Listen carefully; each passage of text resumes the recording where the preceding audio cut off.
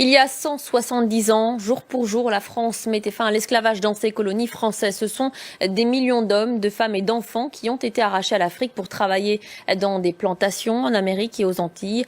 Beaucoup ont embarqué sur des bateaux négriers d'un des plus grands ports de traite à Ouidah, dans l'actuel Bénin. Le pays, berceau de la religion vaudou, apporte aujourd'hui sa contribution à la mémoire de l'esclavage. Voyez ce reportage de notre correspondante Emmanuel Sodji. Sur ce chemin, des centaines de milliers d'Africains enchaînés ont marché péniblement jusqu'à cette plage de la côte du Bénin, à Ouidah. Les esclaves, avant de traverser l'océan Atlantique, étaient obligés de faire le tour de l'arbre de l'oubli, symbolisé par ce monument. C'était donc pour les faire devenir comme des êtres amnésiques, leur faire le lavage mental, pour que durant tout le long trajet, qu'ils soient dociles dans les navires. Mais il y a aussi une autre histoire, méconnue, celle d'adeptes du vaudou qui ont réussi à briser leur chaîne grâce à une divinité de la résistance à l'esclavage, Orisha, Changok ou Ervieso, en langue locale. Un adepte en transe a réussi à arracher cette chaîne aux négriers qui allaient de village en village et qui capturaient des gens. Depuis sa découverte de l'origine des chaînes, cet initié, chercheur en histoire des cultures du Bénin, a persuadé les anciens de révéler les secrets racontant l'histoire cachée de l'esclavage. Nous leur avons expliqué que si nous continuons de cacher ces patrimoines, c'est comme nous sommes en train de faire perdre le chemin du retour aux afro-descendants qui ont forcément besoin de ces récits, de ces histoires pour mieux se situer. Le chef des cultes animistes de la vallée de l'Ouémé, à l'est du Bénin, fait partie de ceux dont la parole s'est libérée. Il nous explique qu'une portion de la mémoire est imprimée sur le corps des adeptes. Les 3 premières rangées des scarifications que vous voyez correspondent au nom des adeptes et à des chefs de culte déportés par l'esclavage. Bernard Copé et son groupe de chercheurs ont publié une première base de données grâce aux informations recueillies dans le milieu vaudou. Plus de 6000 esclaves déportés ont déjà été identifiés. Quand des afro-descendants vont consulter cette base, ils peuvent facilement faire recours à leur origine africaine. Si, pour ceux qui auront la chance de retrouver le nom de leur ancêtre dans cette base de données. La collecte auprès des anciens se poursuivra au Bénin et chez les voisins togolais et nigérians, rapidement, car les plus jeunes initiés n'ont plus de marques traditionnelles sur leur corps. À la mort d'un vieil initié, c'est une mémoire qui s'efface. Elle était empruntée par les esclaves avant leur embarquement. 6 étapes la composent, dont la première est la place aux enchères. Là, on vendait nos aïeux. Là, le troc se faisait. Et quand je disais le troc, c'est pas de donner de l'argent. Les Européens venaient là. Nous avons connu 5 pays européens. Il y a les Portugais, les Français, les Anglais, les Danois, les Hollandais. Et ces pays-là, ils sont tous installés à Ouidah ici. Ils ont leur fort. Et quand les marchandises, nos aïeux, arrivaient au marché, ils venaient sélectionner. Et ils donnaient des objets de peu de valeur en échange. Et si je peux vous donner un exemple là, quand les Européens arrivent à donner un canon au roi, le roi donne 21 femmes ou bien 15 hommes. C'est ce qui se passe au marché des esclaves. Ces esclaves ainsi troqués contre des objets de peu de valeur seront ensuite conduits vers l'arbre de l'oubli. C'est un arbre mystique qui a été planté par les rois autochtones du Dahomey, surtout le roi Agadia en 1727. Et arrivé là, tous les esclaves faisaient le tour de l'arbre. Et l'objectif de l'arbre, c'est pour pouvoir les rendre amnésiques, faibles. Donc les hommes faisaient 9 fois le tour, les femmes 7 fois. L'homme tourne dans le sens de l'évogie, c'est-à-dire de la droite vers la gauche. La femme dans le sens de destrogie, de la gauche vers la droite. Parce que l'homme est basé sur le canal droit, la femme canal gauche. Et quand ils arrivent à faire le tour de l'arbre, ils devaient oublier leurs enfants, leur maison, en bref leur repère géographique.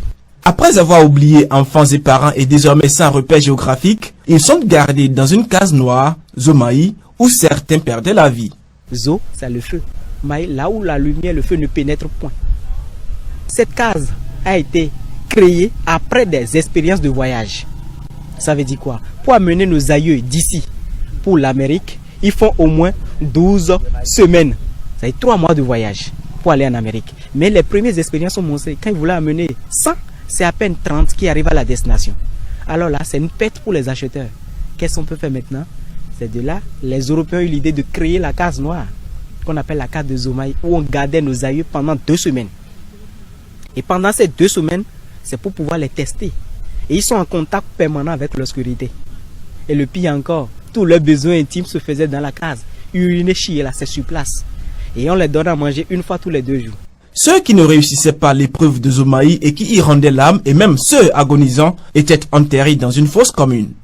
La fosse est réservée pour les esclaves malades, fatigués, les morts, ceux qu'on a qualifiés des agonisants. Et si par exemple on laisse un malade rentrer chez lui, et par chance, il a eu la chance de se guérir, alors il peut toutefois dévoiler le secret. Et dans cet objectif, on les enterre vivants, dans la fosse commune. Les plus résistants et physiquement aptes à faire le voyage transatlantique sont soumis à un dernier rite. Ceux qui sont résistants, avant de venir à la porte de non-retour, on les obligeait maintenant à faire le tour de l'arbre 3 fois chacun. Dans le sens de faire retourner de leur âme, de leur souffle. On appelle ça l'arbre de retour. Retour mystique et non retour physique. Et quand ils faisaient le tour, dans le monde spirituel, ils sont attachés à leur terre. Parce que chez nous, en Afrique, particulièrement Dahomey, la mort c'est une vie passagère. Il faut immortaliser l'âme.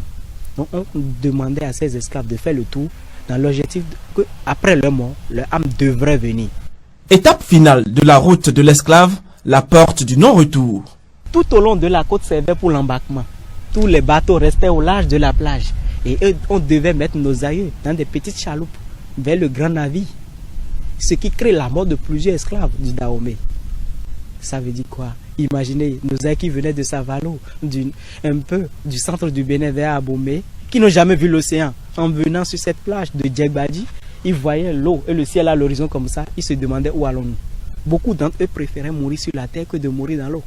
Il y a des gens qui tombaient par terre, enchaînés, ils mangeaient le sable pour mourir. Le pire encore, ils ne sont pas habitués aux pirogues. Quand les pirogues s'agitent, si quelqu'un fait le mouvement de se jeter à l'eau, il entraîne les autres. Donc ça arrivait que les petites pirogues se vidaient même à mi-chemin. Donc regardez bien comment ils sont enchaînés. C'est le départ de nos aïeux comme ça, vers le dernier sort qu'on appelait la porte, le destin, la porte du non-retour. Donc ce côté que vous voyez de la porte pour nous aïeux tourner droit à la ville, c'est ça qu'on appelle la porte de non-retour physique. La porte de retour physique. De nombreux esclaves partaient ainsi vers des destinations inconnues, certains pour y être employés aux travaux domestiques et à la vente de volailles, d'autres pour tout simplement travailler dans les champs de coton, de riz ou encore de canne à sucre, avec la constante menace du fouet. Issus de plusieurs horizons, les esclaves choisis répondaient à un certain nombre de critères. Les esclaves qui devaient voyager, effectuer le voyage, devaient avoir 18 à 30 ans. Ils devaient mesurer 1,63 m, la taille. Ils devaient avoir une bonne musculature et une dentition saine. Et quand tu respectais les 4 critères, vous étiez embarqué dans le bateau. Mais ceux qui avaient des marques sur eux, par exemple comme les tékés qui étaient balafrés à la figure, on ne les sélectionnait pas parce qu'ils risquent d'aller créer des problèmes d'origine là-bas en Amérique. Donc on laissait tous ceux qui avaient les marques sur leur corps. Mais ceux qui n'avaient rien, sans marque sur leur corps, ceux-là, ils respectaient les 4 critères, on les embarquait directement. 43 objets étaient donnés chez le roi. Mais le roi ne traitait pas que les commerçants européens. Le roi envoyait son intermédiaire qu'on appelle le courtier de Luango. Et le courtier de Luango s'appelait Pangou. Et c'est Pangou qui réceptionnait les marchandises de l'Europe pour échanger un captif qui respectait les 4 critères. Plusieurs historiens ont pu, à partir des archives, évaluer le nombre d'esclaves embarqués dans les différents ports de la côte africaine. Ce trafic honteux ne faisait pas l'unanimité dans certains milieux. Le maire de Nantes, on lui a posé la question, parce que le plus grand port négrier en France est Nantes. On lui pose la question, pourquoi vous êtes parti prendre les autres en esclavage? Lui, il dit, au fond, les nègres sont naturellement enclins au vol, au larcin, à la luxure, à la paresse et à la trahison. En général, ils sont propres qu'à vivre dans la servitude et pour les travaux et la culture des terres du continent non connu de l'Amérique. Lumière contre l'esclavage et la traite. Ainsi, Jean-Jacques Rousseau, dans son contrat social, philosophe, lui dit, ainsi de quelque chose qu'on envient les choses de droit d'esclavage est nul, non seulement parce qu'il l'estime, mais parce qu'il est absurde, mais il ne signifie rien. Ces mots esclavage et droit sont contractuels, ils s'excluent mutuellement. Et Bernadette de Saint-Pierre, lui, il a dit en une petite phrase, philosophe, chaque tasse de café sucré contient quelques gouttes de sang noir. Les premières ventes d'esclaves à Luango étaient signalées en 1639. À en croire un rapport hollandais publié cette année, seulement 200 esclaves pouvaient être achetés à Luango chaque année. Les chiffres grimpent et en 1686, un rapport français annonce que Luango pouvait fournir 500 esclaves par mois. On pouvait estimer à 200 000 le nombre d'esclaves embarqués à Luango au XVIIe siècle. Deux caractéristiques qui montrent que les esclaves pouvaient mourir en cours de route parce qu'ils voyageaient dans de mauvaises conditions. Les esclaves se révoltent. Et les esclaves tombaient malades, ils ont la diarrhée, dysenterie, scorbut, fièvre typhoïde, portent le taux de décès des captifs 15 à 20% en moyenne. Malgré ça, ils ont traversé l'océan Atlantique. Et imagine si on prend 20% sur 600, soit 120 mouraient en cours de route, soit 480 arrivaient à destination. Les derniers esclaves auraient été embarqués sur la côte de Luango en 1868. L'esclavage qui a affaibli le continent africain n'a pas été aboli dans la même période. La France a voulu abolir à cette époque, 1794. Mais le général de l'armée, Napoléon Bonaparte, établit l'esclavage dans toutes les colonies françaises en 1802. Pourquoi Napoléon avait remis l'esclavage dans toutes les colonies françaises en 1802? Parce qu'il avait besoin des soldats pour aller combattre et conquérir d'autres territoires. Et aussi, il avait besoin des finances, l'effort de guerre pour nourrir ses soldats. Mais il y a une autre raison qu'on a toujours tendance d'oublier. Parce que l'épouse du général, c'était une Antillaise qu'il adorait. Il a préféré remettre l'esclavage dans toutes les colonies françaises en 1802 à cause de sa femme, pour que sa femme ne le quitte pas. C'est l'Angleterre qui a aboli définitivement en 1833. Et la France et le Danemark vont abolir définitivement le 27 avril 1848, vu le décret de Victor Schœlcher.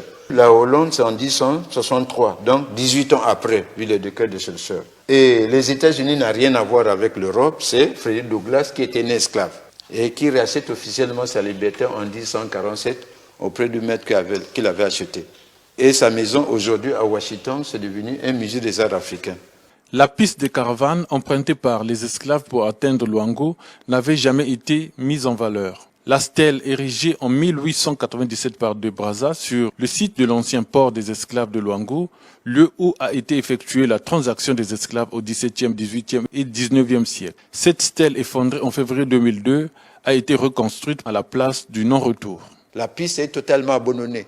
Et l'ancien port des esclaves aussi, je viens de vous montrer, le comptoir était en matériau végétal. Il est tombé en ruine. Il n'y a plus rien. Donc, n'amenez pas les gens dans l'herbe. Voilà pourquoi, à un moment ou l'autre, quand les gens disent on va à l'ancien port des esclaves, c'est une honte. Le comptoir n'existe plus. Et même renouveler ce comptoir-là, c'est tout un problème. Personne n'en parle. Personne. Il parle que la Estelle. Et la Estelle va vous expliquer quoi?